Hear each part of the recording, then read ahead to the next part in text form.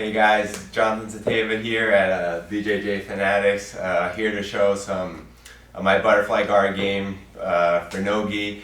I'm Marcel Garcia, black belt, and recently just won the ADCC East Coast Trials and had double gold at the no-gi Pan Ams and 2 silver medals at no-gi World. So I'm really excited to show you guys what I use in competition all the time, and I hope you guys enjoy.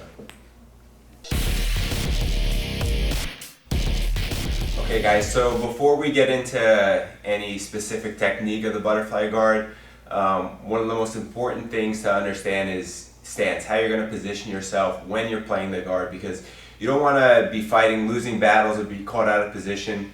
So let's take a look at the basic butterfly guard here. So when I'm in my butterfly guard stance here, I want to make sure always that my hips or my shoulders are in front of my hips. This is such an important idea in the butterfly guard because I don't want to sit with my hips in front of my shoulders.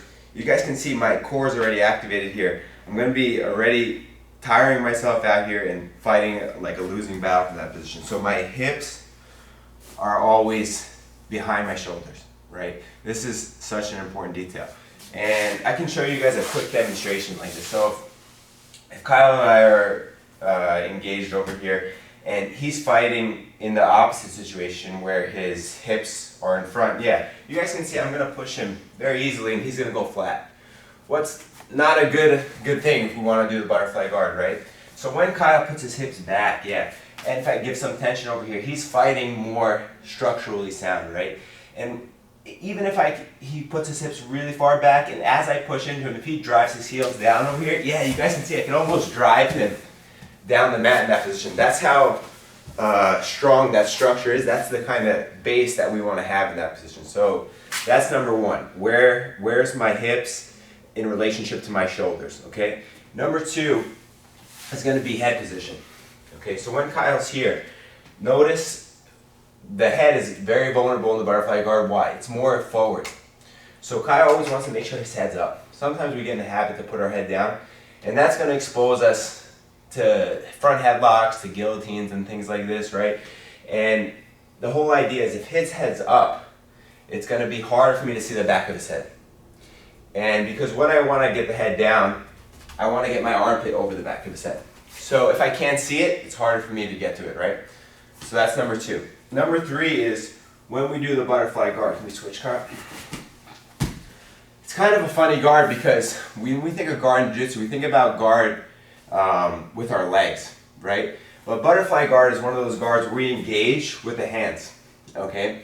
And it's a very aggressive guard, and it's a very good guard for no-gi for that reason, because we can't do like lasso or spider guard and other guards like this no-gi is like effectively. So when I'm here with the butterfly guard, I never want to have my hands kind of just back like this. I always want to have my hands out in front, ready to engage, and also to, believe it or not, protect my feet. Because my feet, when I do butterfly guard for the most part, you know, aren't going to be used in a traditional sense. So my hands are going to be my first line of engagement over here. Alright guys, so just a quick review. So the positioning is going to be here. First is my hip position. I'm not fighting that losing battle by engaging my abs.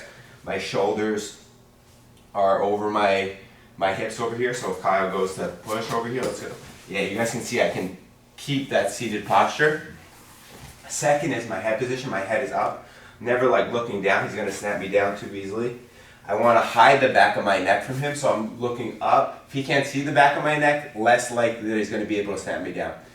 And number three is my hands. I'm always looking with my hands out in front to engage the position.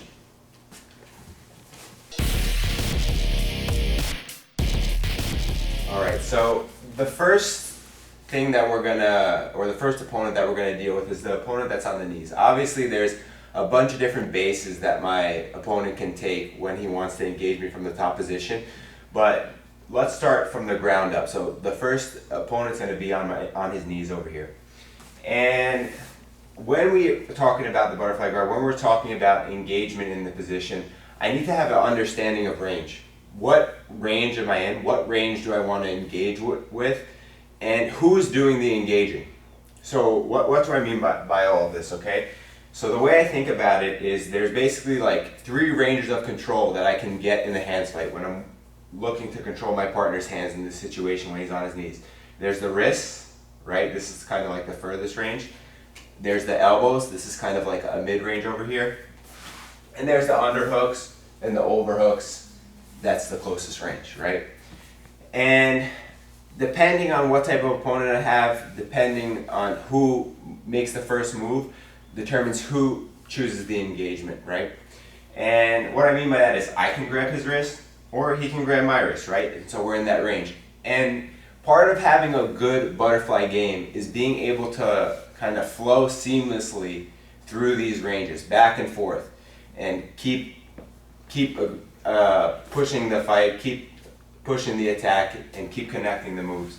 So let's start for today a series that I like from the furthest range. So from that end range position, from the control of like the hands, not so much the elbows or the underhooks, right? So this setup can come from a bunch of different ways, but we're gonna work to get myself to a 2-on-1. So in a perfect world, yeah, I'm gonna get 2 hands on my partner's wrist. I'm gonna work my way up to my partner's elbow. I have a good grip on his wrist over here. A reverse grip on the wrist is fine as well. But on the other side, I'm using my fingers right there there's some tendons over here, Kyle can probably tell you, that I'm kind of pinching and digging into over here. This is kind of what I'm gonna make as like a grip for the no-gi situation. So I'm digging right there into my partner's tendon just above the elbow, and I'm controlling his wrist here. And this is gonna start the 2-on-1. And like I said, in a perfect world, like I'm making micro grips and I'm starting to engage the position, but it's very common that my partner is gonna engage me. And just like how I have like different things that I can engage on him, he has different things that he can engage on me. So if he engages a hand on my foot, yeah, I'm gonna go there, 2-on-1, get his elbow, get his wrist, kick the grip out, and I'm gonna control the position. If he engages my shoulder over here, same thing, 2-on-1, same grips as we just discussed, move my body back just to clear, come right back to that good base, and 2-on-1. If he goes to the collar tie, same thing, right? And if he goes to my wrist or my hands, same thing. So you guys can find this control, one of the reasons why I like it is it's so accessible. You can find this control from any kind of grip or move that your partner makes. And if you want to look for it, you can find it yourself, right? So when I'm here in the 2-on-1 position, okay, one of the reasons why this is a grip that I really like to look for is because of the threat that it gives to my opponent, the threat of the back take, all right? A lot of times when you start to threaten your opponent's back, they're gonna start to give you other things, but it starts with that strong threat of the back take, right? And the idea is if I'm starting to get his arm across, you guys can see I start to expose my partner's back, right? So we're gonna look at one way that I like to expose and threaten my partner's back with a strong attack with this 2-on-1, okay? So guys, I'm gonna have the 2-on-1 position here. I already won the situation, and I'm gonna look to engage my partner with my hooks. So whenever I engage my partner with my hooks, I wanna start to scoop myself forward. My heels go towards where I'm looking to engage, right by his thighs, and I scoop myself forward into him, driving my heels to the mat and moving my hips up, okay? Now, once I have myself further underneath him, I need to also start to pull my partner on top of me. My idea is, the reason why I'm engaging him going forwards and pulling him towards me is I'm taking advantage of this idea of like, I need him on top of my hips, okay, in order to elevate him with my hooks, right? So if you guys can imagine, let's just do like a quick example of a basic hook lift. If I try to lift my partner with my butterfly hooks over here, it's so heavy, it's almost impossible. If I try to get myself deeper in the position though and scoop my hip, you guys can see how easy and how light my partner is, right? So this idea is if the deeper my hip is underneath his hip, the more likely I'm going to be able to elevate him, and the easier I'm going to be able to elevate him, right? So when I go towards him, whenever I do any sort of hook lift in the butterfly guard, I want to get myself under his hips as deep as possible, and I want to pull him on top of my hips. This way I'm taking advantage of both directions. Okay? So when I'm here, we're going to go into now this basic back attack using the hook lift. So I'm going to scoop myself forward. I get myself very tight to the position. And now I'm going to use momentum by throwing my back to the mat and going to the hook lift. So I'm going to lift my partner here. Once I lift my partner here, my one hook, in this case my left hook because I'm controlling this side of his arm, is going to come out. And I'm going to shuck his arm to the side and let him rotate off that hook. Once I let him rotate off that hook, you can see Kyle lands right into my lap, right here. And I'm just going to look now either to take a good seatbelt, adjust my hip, and put the other hook inside for the back mount. Or sometimes I can go straight to the choke from this position, right? So let's look one more time with those concepts in mind, right? So however my partner engages me, he makes a grip on my ankle, I'm going to break. I scoot forward as much as I can. I pull him on top of me. I'm going to elevate. I'm going to kick him off my left hook in this case because that's the coinciding arm that I'm controlling, and push his arm towards my right to spin him into the position. I take a good seat belt. If I need to adjust my hips to line ourselves up, I do so, and I put the second hook inside. So let's do one time quicker now. So here maybe engages my head, sure. I'm going to scoot, and I'm going to arrive there right to the 2-on-1 hook lift, right to the back take, and from there I'm going to have a better chance to finish the fight.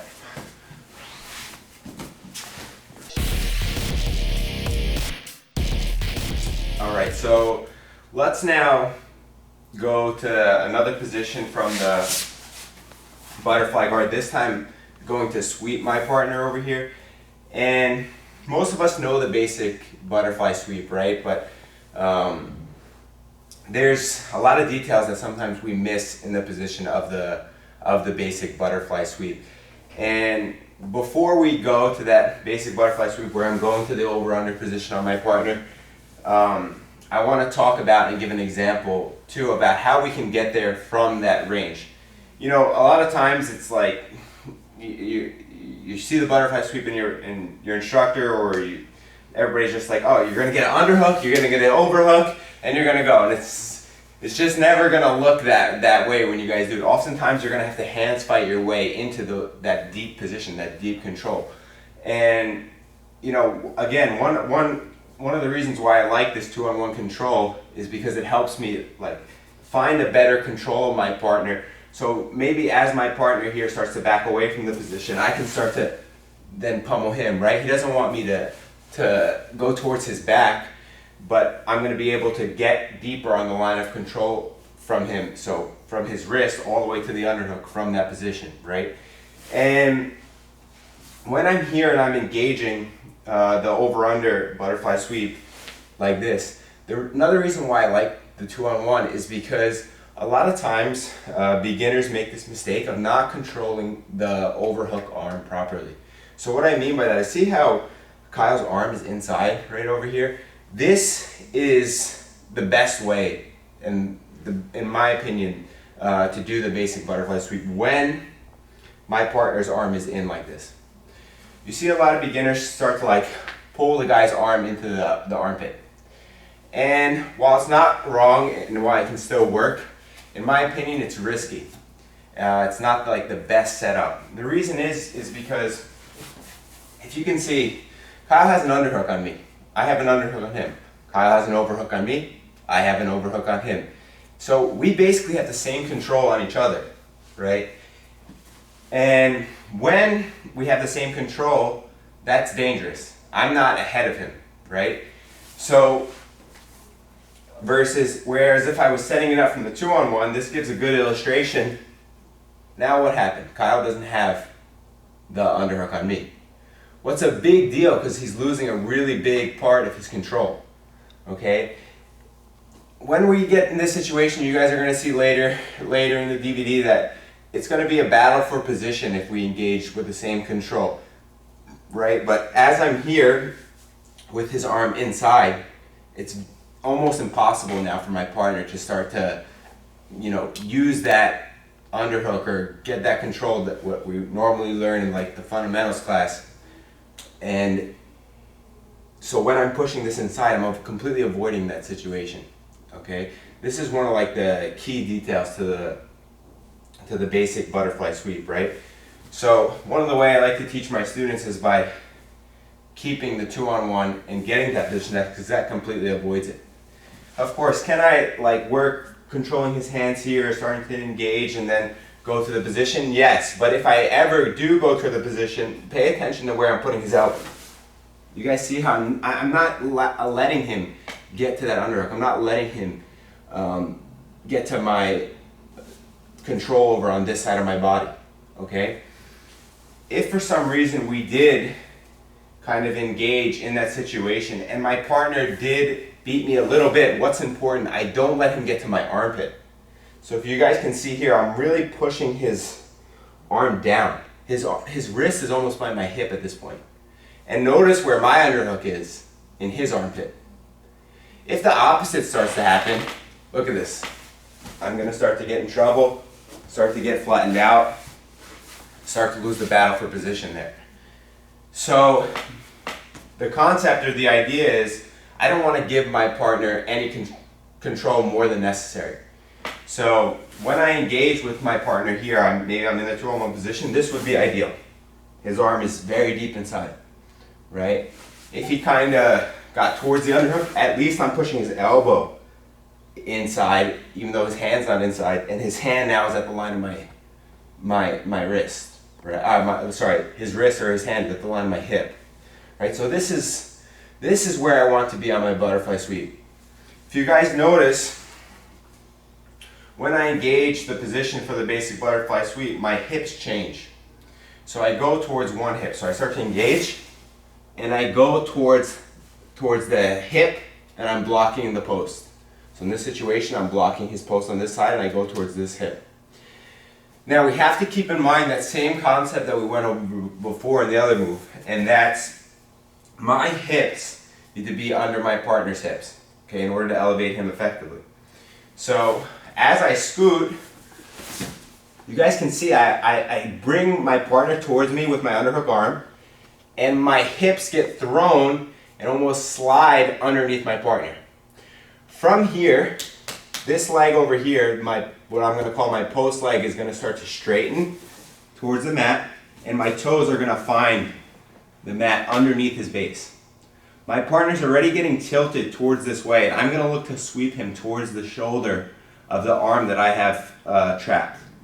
I'm going to get up on my toes over here. My left leg is going to extend, and I'm going to go towards my shoulder, in this case my right shoulder as I'm already on, and I'm going to start to lift, carry him all the way over until I get on the top position.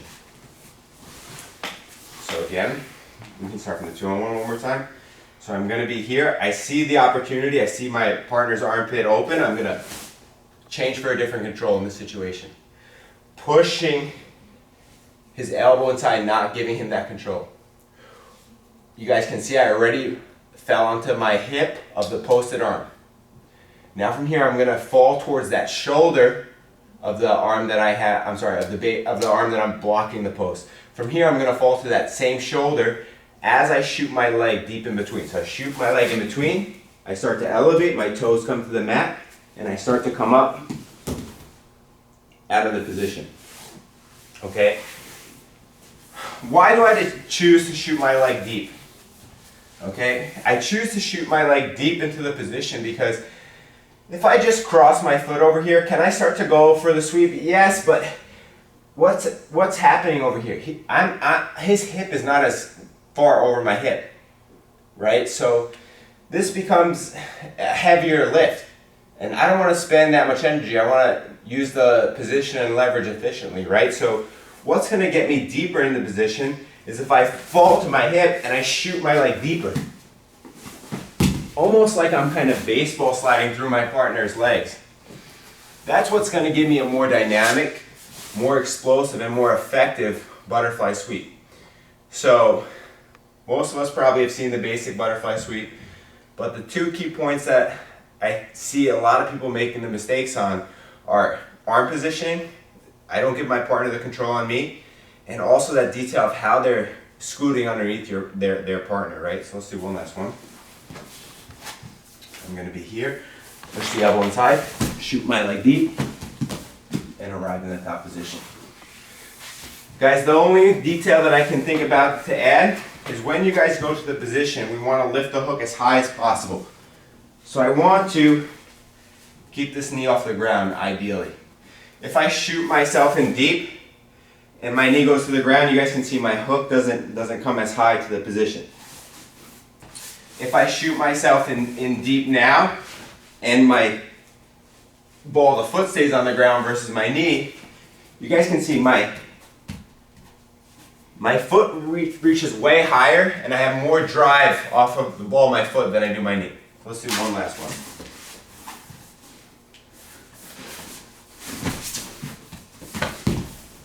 And I'm going to arrive on top using a good butterfly sweep.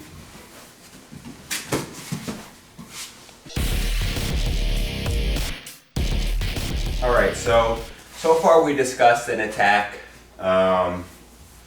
from, I guess you would call it the far range, where I'm engaging more at the wrist and the hands.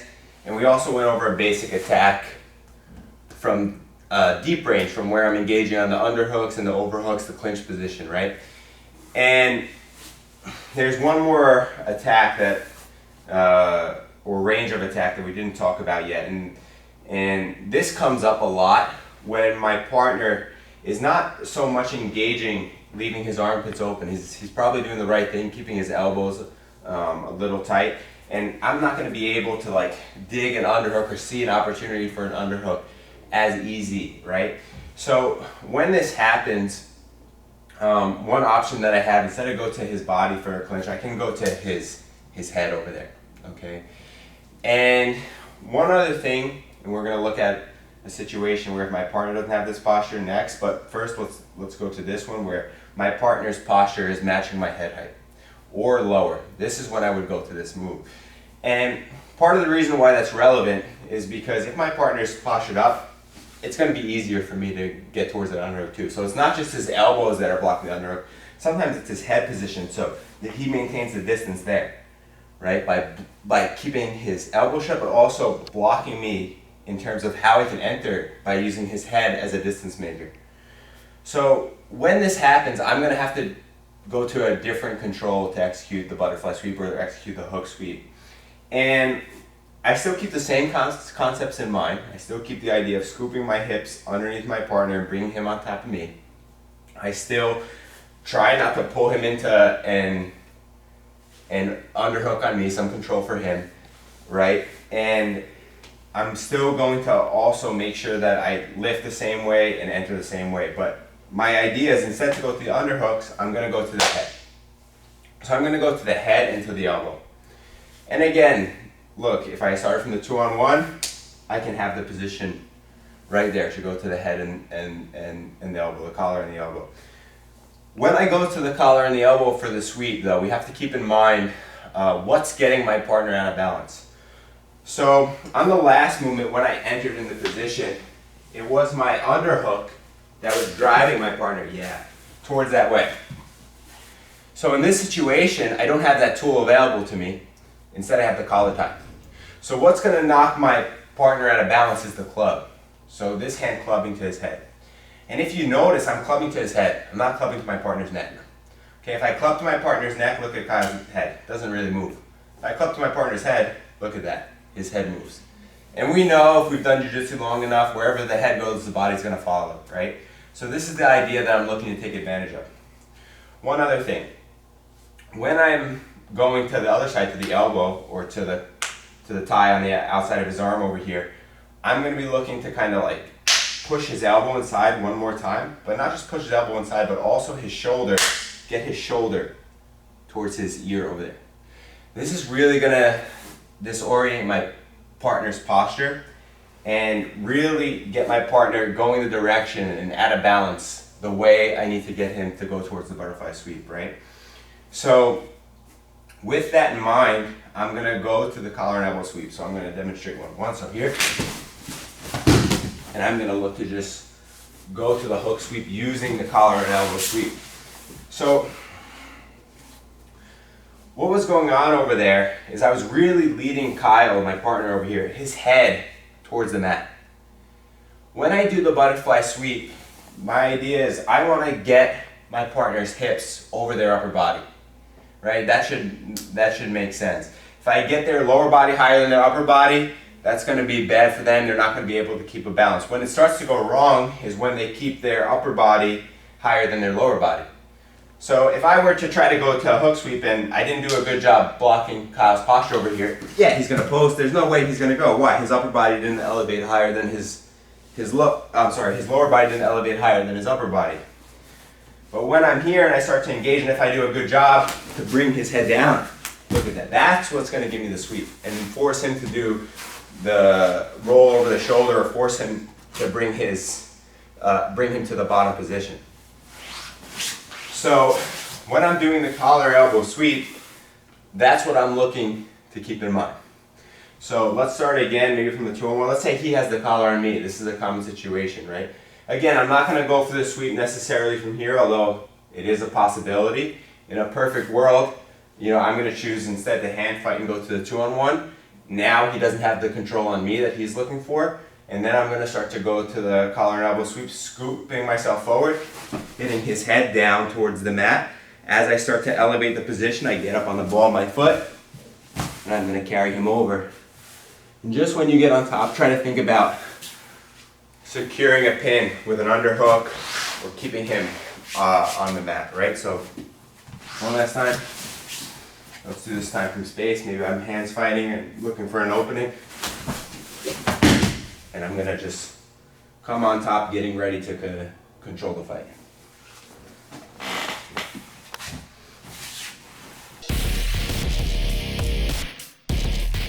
Alright guys, so let's continue with the series over here from the 2-on-1. And the last move with the collar elbow hook sweep, we discussed this idea of getting my partner's head lower than his hips, getting his upper body lower than his lower body, right? And there's going to be opportunities though where my partner has a solid base, and that's going to be hard to do. But usually, if that's hard to do, he's giving something else. So there's always this idea of if he's blocking one thing, he's giving another thing, and that's how we move forward in this series, right?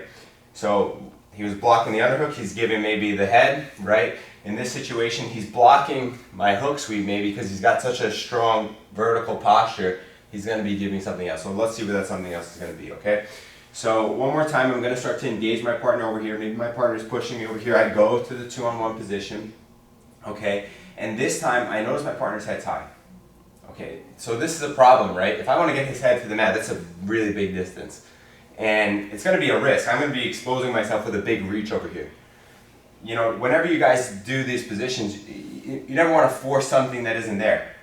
So when I'm here, you guys can see I'm still relatively taking a minimal risk. Why? Because I'm still tight in here. In jiu-jitsu, we don't want to expose our limbs, right? Same thing with this underhook position over here, right? I'm taking a small risk. I'm still well protected.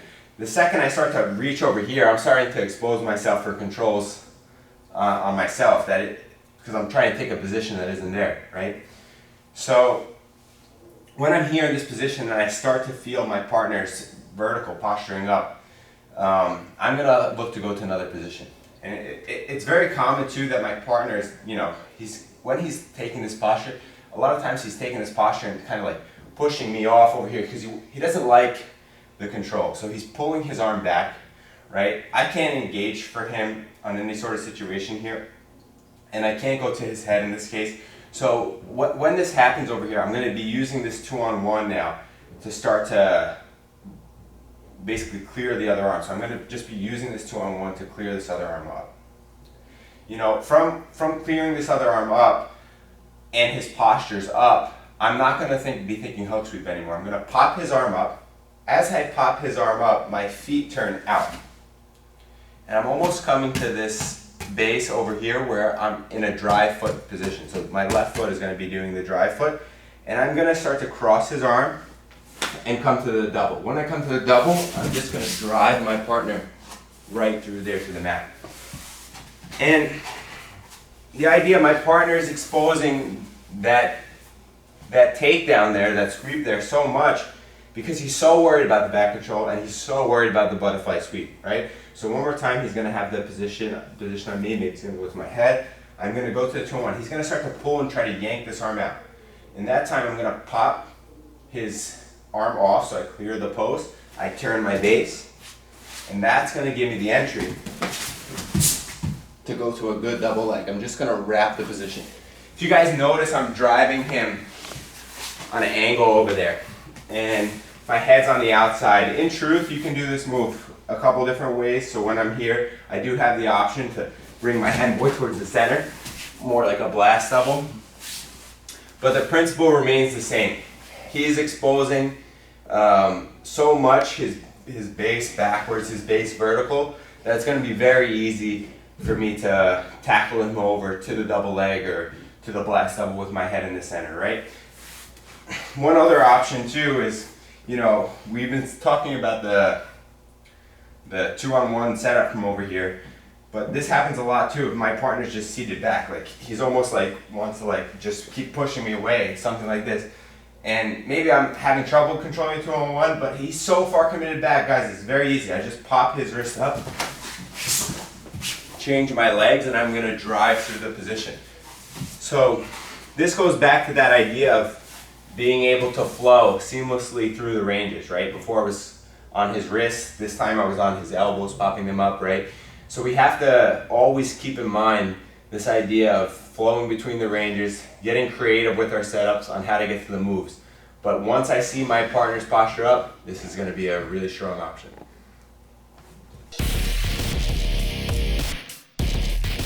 All right, guys, so we've been looking at attacks from the butterfly guard, and we did a lot of examples using the hooks to elevate my partner and eventually carry my partner over to the sweep.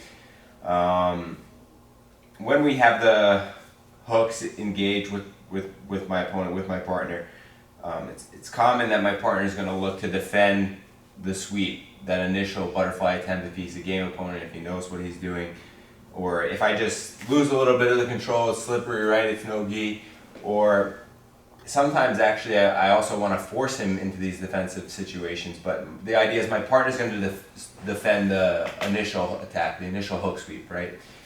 And there's basically three or four common ways that I can think of how my partner defends the hook sweep, okay?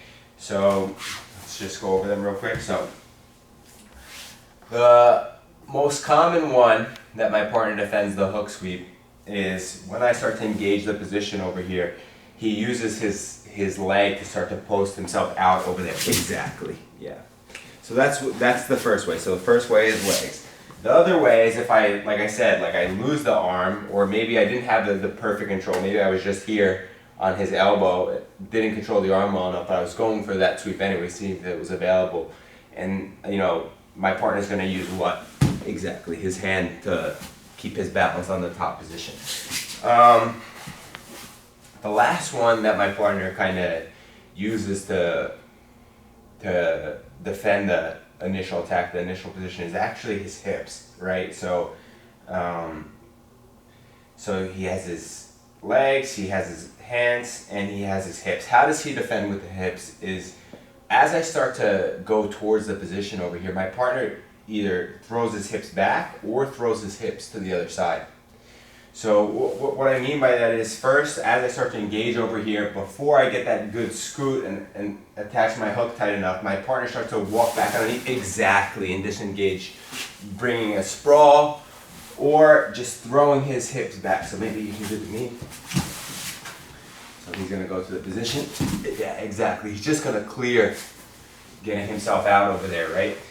So these are the three most common ways that I think my partner is going to defend the basic hook sweep. And, you know, we have to have tools, we have to have counters ready for his counters, okay? So let's let's look at the first one over here, okay? So the first one I want to talk about is when my partner goes to post with that leg, okay? And usually this is a guy who has pretty good balance in the situation, okay? And one idea that I have is going to what I call like a short hook sweep. I call a short hook sweep because you kind of shorten the motion of the hook sweep. The hook sweep, you're supposed to be carrying your partner over through this long movement, right? But if my partner posts a leg, I kind of have to shorten up a little bit. So let's take a look. So as I'm here, as I start to elevate towards the position, my partner posts the leg exactly. When I get towards this situation, my other foot is going to come out.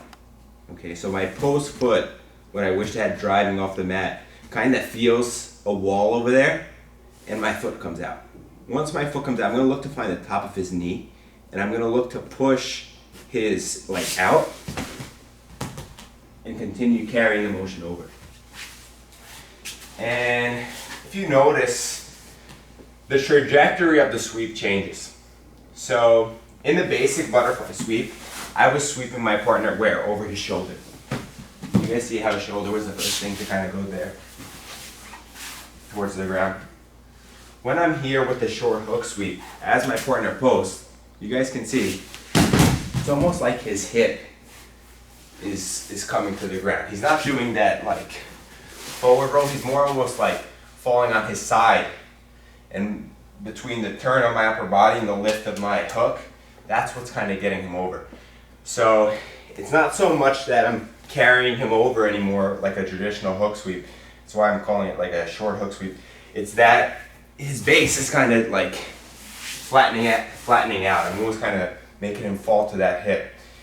And there's a bunch of different, controls and moves that I can anticipate with the short hook sweep. I can do it from the collar and elbow as well. I can do it from the over under, and it's the same principle throughout. As long as my foot is above his knee line, I'm going to be able to kick the position out. So one more time, I'm going to start to elevate towards the position. I free myself over here. Look, pay attention. Even if I go to my partner's hip, if I elevate my partner enough, you guys see how that's still going to drive his hip towards the mat.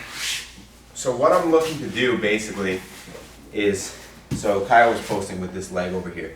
If I get that post leg just a little off the mat, the rest of the position is going to do the work. I don't need like a crazy kick, although that's going to help a lot. I just need to get his foot to lose its friction, to lose its connection to the mat, and then I'm just going to keep discipline with my abs and with my hook to carry him over, right? So last time we'll do quick.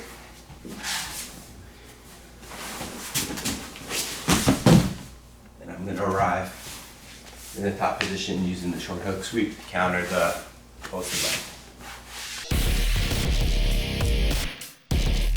Okay guys, so let's continue with this kind of counters to his counters when my partner reacts defensively to my initial butterfly sweep or hook sweep attempt, okay?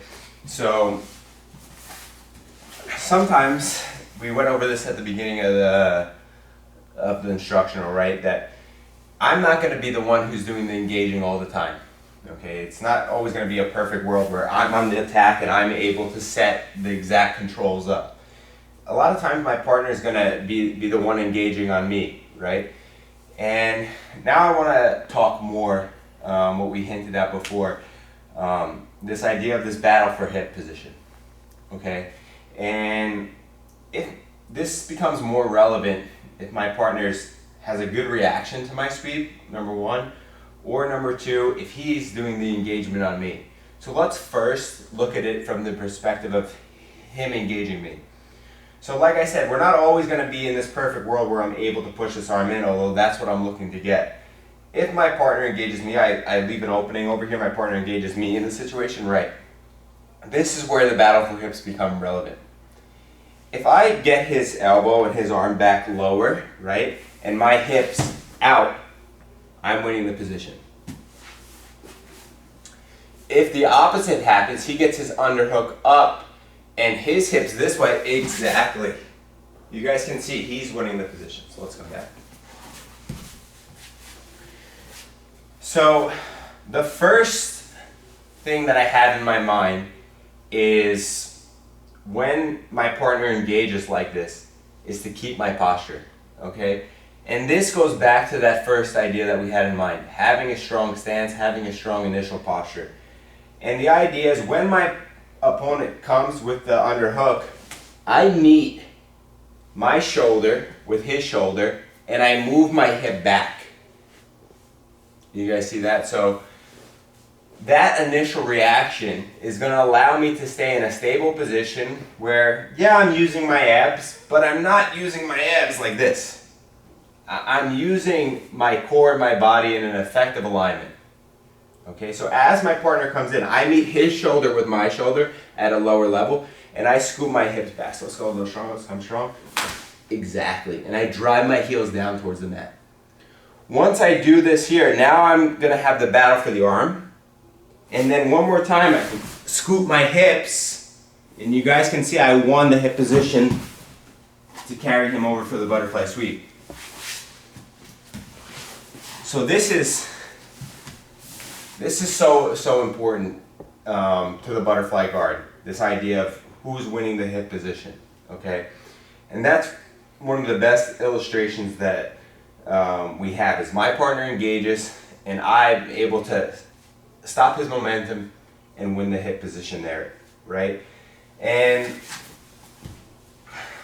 like we said, especially when my partner engages over here, guys, there's going to be times here where my sweep might not be as effective. So in a perfect world, what's going to happen? He's going to engage, I shoulder meets his shoulder, my hip scoots back, I win the arm position, I scoop my hip forward, and I continue with my basic butterfly sweep. But sometimes what happens in this situation is I feel that I'm almost like losing. So maybe my partner's bigger than me, maybe I was a little tired, slow in my reaction, and my partner's starting to win the hip position. I never want to accept my hips going this way without reacting. Okay, this is going to be a disaster for me. Whenever my partner starts to win the hip position, what I'm going to look to do is instead to go to a sweep, I'm going to go back to that hook lift. So rather than having a posted foot, I'm going to lift with both my hooks. My partner's going to post, sorry. Let's go. Yes, exactly. So what happened there was, instead to bring my partner this way, and instead, because he didn't let me, and instead to let him win the hip position completely, before I completely lose all position over here, I'm going to have the reaction to go to the hook lift. So when I'm here, as I feel my partner starting to go, I'm going to lift. Exactly, with two hooks. My partner's going to post, and if you notice, this hand's ready to pummel. Once I pummel over here, I'm going to have the two underhooks, and I'm going to look to sit up in the position. Okay? Guys, I can find the double underhooks from a bunch of different ways. Maybe my partner was here, I tried to go for the hook sweep without the arm control. Okay, and I'm gonna find the double underhooks again. But this is one of my favorite ways to counter somebody getting ahead of me. The idea is like, I feel them getting ahead of me on the clinch, or getting ahead of me on the hip position. So I elevate their hips before they settle, and use that opportunity to re-pummel my upper body control and get a deeper position. So one last time. So my partner is going to come in, I meet him, but it's not enough. He's stronger than me, or he got his arm a little higher than I would have liked. As he starts to go, I don't lift with one hook and try to sweep him this way. He's going to post, right? I want him to post the arm that he has the control. So I lift him straight over my head. Exactly. And I'm going to pummel him. And my preference is to sit up. Although you are safe flat over here, I always prefer to kick my partner away and sit up. This way, when I go to the next attack, I have the momentum of throwing my back to the mat. So let's just review the two situations one more time. First one, he engages me, shoulder meets his shoulder. I drive my heels to the mat, my hip goes back, I win the arm position. Great, let's continue with the sweep. Grow my hips and start to elevate the situation and carry him over. Second one. My partner's here. I start to lose the arm position. I'm not gonna accept to go this way. I'm gonna elevate with the hooks, pummel my partner, and find the opportunity to sit up. My partner's worried about his base. He's not worried about the clinch, and that's gonna give me the opportunity to regain the control.